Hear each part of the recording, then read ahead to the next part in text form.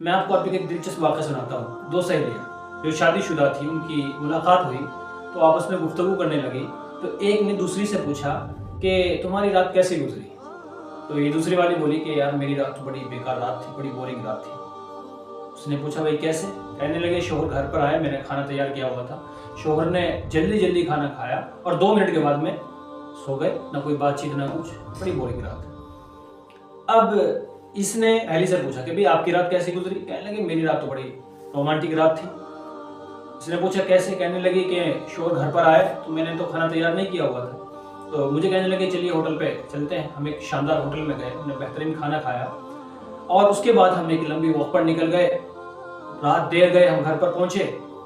जब हम घर पर पहुंचे तो फिर मैंने कैंडल जलाया, कैंडल जलाकर हम 2 घंटे तक उसमें बातें करते हैं। इस तरह से रात गुजरी। तो इन सहेलियों के शौहर भी आपस में एक दूसरे के दोस्त हैं, तो ऑफिस में उनकी आपस में मुलाकात हुई।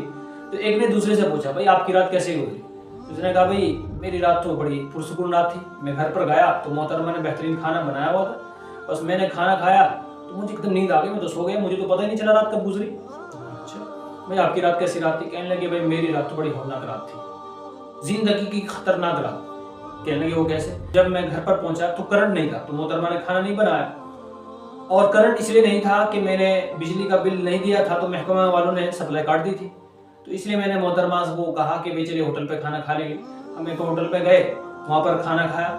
खाने का जो बिल था वो इतना महंगा पड़ा कि मेरे पास इतने भी पैसे नहीं बचे टैक्सी में बीवी को घर पर लेकर आ जाऊँ, इसलिए खाना खाने के बाद में होटल से पैदल ही घर पर पहुंचे।